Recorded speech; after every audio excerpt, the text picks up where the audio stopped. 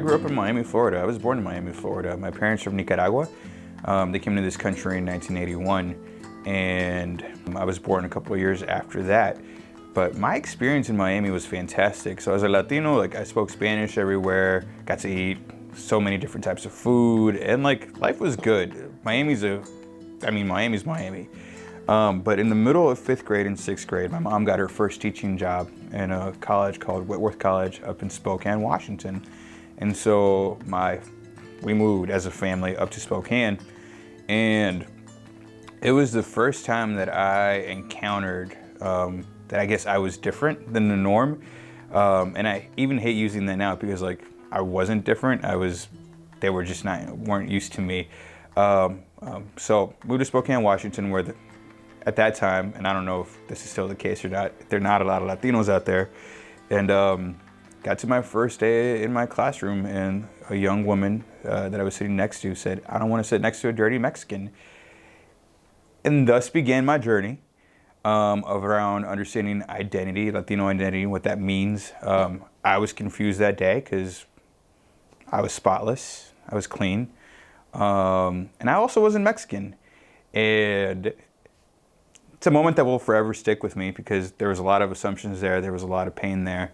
It didn't get that much better. My mom got her second teaching position in Cape Girardeau, Missouri. And Cape is not known for its huge Latino population. And just experienced high school. I was a new kid in a very small town as a freshman. High school is already like a difficult time for anybody. Continue to be called names like Spick, Wetback, Beaner, like you name it, I was called it. And so then, had a lot of issues around that, a lot of pain and hurt from that. Moved to Kansas City for college, and it wasn't until probably a good 5 or 6 years after the fact that I was here that I was able to meet other Latinos in the community. I was able to join an organization called Young Latino Professionals. I was able to start expanding my network. I was able to start reconnecting to my roots. So I get a lot of feedback, and I see a lot of feedback in our community around the term Latinx, and I think it's a really interesting conversation because I don't think there is one word that actually defines who we are. If we want to be honest, we come from 32, 33 different Latin American countries. We all have very different values, which can both be conservative and liberal. We run the gamut of who we are as a community. And I ran that gamut. In Miami, I was Nicaragüense. Like, that's how I identified. Nobody told me any different. Everybody appreciated that, and is what it was. In Spokane, I became Hispanic, and I became Mexican. And so I had to learn what it was to be Hispanic and Mexican, even though I'm not Mexican, right? And then in Cape, I was Hispanic, Mexican, and then like Spick.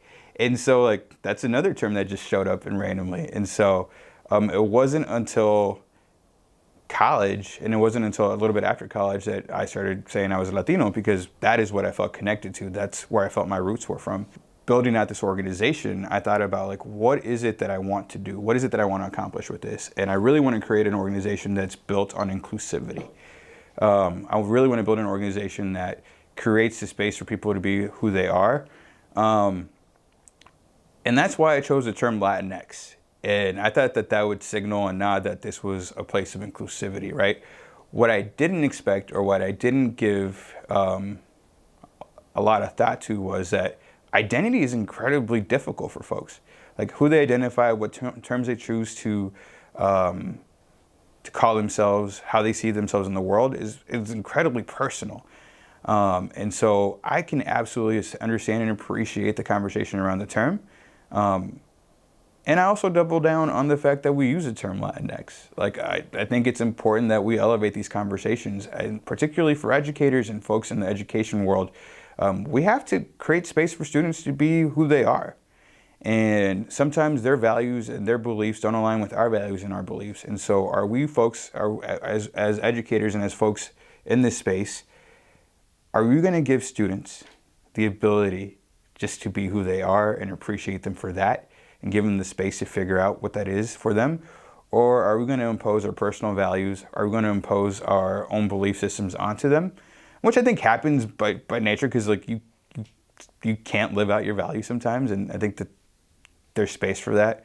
But at the end of the day, are we creating space for others? And so that's really what I like about the term Latinx, because I struggled with it too. I'm like, I don't know. I understand why it's important and I can create space for that. But like, I think Latino is easy for me. I've been calling myself Latino for decades now. And so like, it is what it is. I can't wait until we have the conversation in the community when, you know, the younger folks like 20, 30 years from now, like have a new term and it's like L squared or something like that.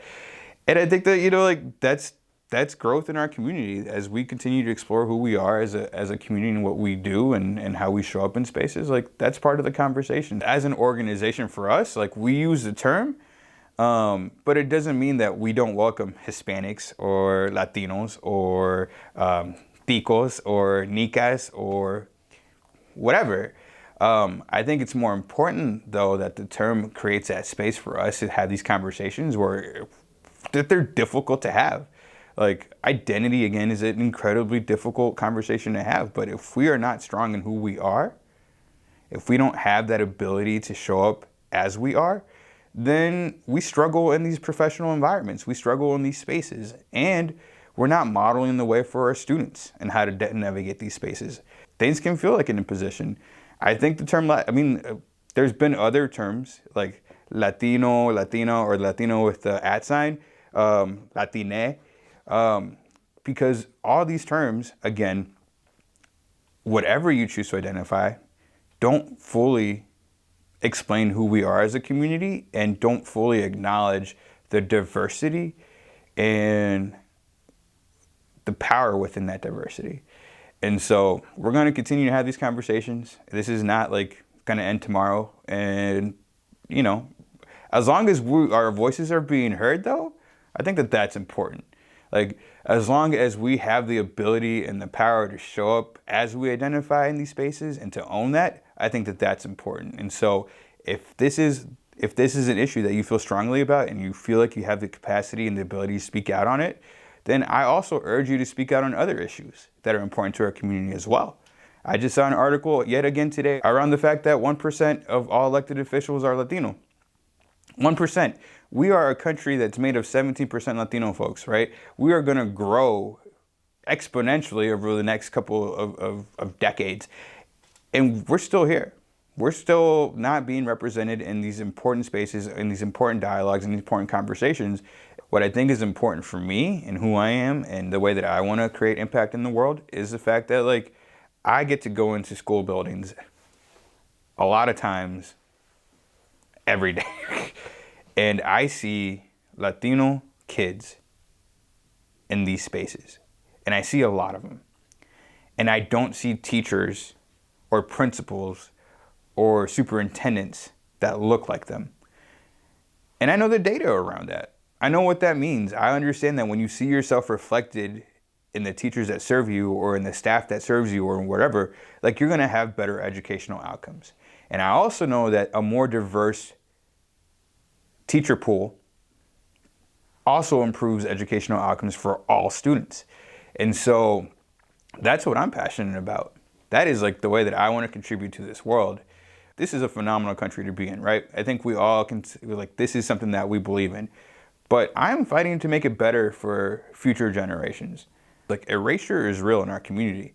I think there are a lot of folks that are marginalized within our own community, right? And so whatever term we utilize, I don't think any term's perfect. I don't live in the space that, like, there's one term that actually gives voice to everybody. But it's a really interesting thing around the Anglicization of Latinx or Latino, which is how many times as Latinos in this country have we been forced to pronounce our names differently? There's this narrative that in order for you to be Latino or Latinx or Hispanic, that you have to speak Spanish.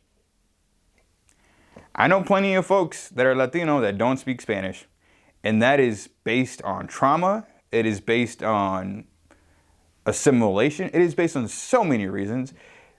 But does it still deny their Latino heritage if they don't? Like, I tend to believe that that's not the case. I tend to believe that, like, we all lose our language, or some of us lose our language, because we're either making decisions to be safe, we're making decisions. Our parents have made that decision for us. I mean, for so many reasons. And so, you know, I tend to take a little bit of issue with that, just because, like, I can speak Spanish, and my mom's a Spanish professor, and, you know, in that space. But that doesn't make me any more Latino than somebody who's been in this country 5 generations and doesn't have an ounce of Spanish. They still have that cultural identity, they still have that cultural connection, they still have their ancestors. And so, like, that's important too. And so, are we erasing Latinos who don't speak Spanish by saying that? I don't know. Like, these are really difficult conversations. Latino students are 25% of the overall K-12 population today. That number is scheduled to be 1 out of 3 in, I think, 15, 20 years. And so there's plenty of work out here. There's plenty of folks that we need to be showing up and being representative. There is not one right to be Hispanic, or one right way to be Hispanic, Latino, or otherwise. And so our kids need to see that modeled in very different ways. And so I invite people from all backgrounds. I invite people from all belief systems. I invite people from all these spaces to just join us in this work. Because when I speak about representation, I'm not thinking about representation of just one person or one idea. I'm thinking about, like, do our students have access to enough Latino folks in their spaces that they can navigate their own ways and do it in a more easily, or more easy way, an easier way, I guess I should say. I think first and foremost, I have to acknowledge that this work isn't new, right? There have been plenty of people in our community here locally who have been doing this work 30, 40 years in very different spaces, right? And so they have strived, and they have probably worked harder, and they've fought different battles, or more difficult battles, than I will ever face. And so I have to acknowledge that, right? I'm ready to take on the torch and continue my own little journey in this space to help bridge that gap between our leaders who are more established in our community and our future leaders, right?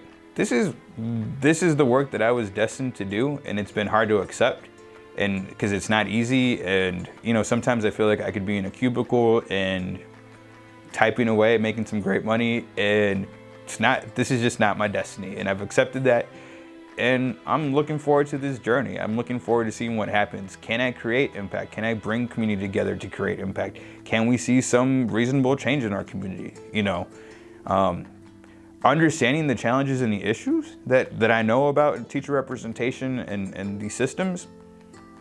Like, what is good knowing all that information if you don't try to do something about it?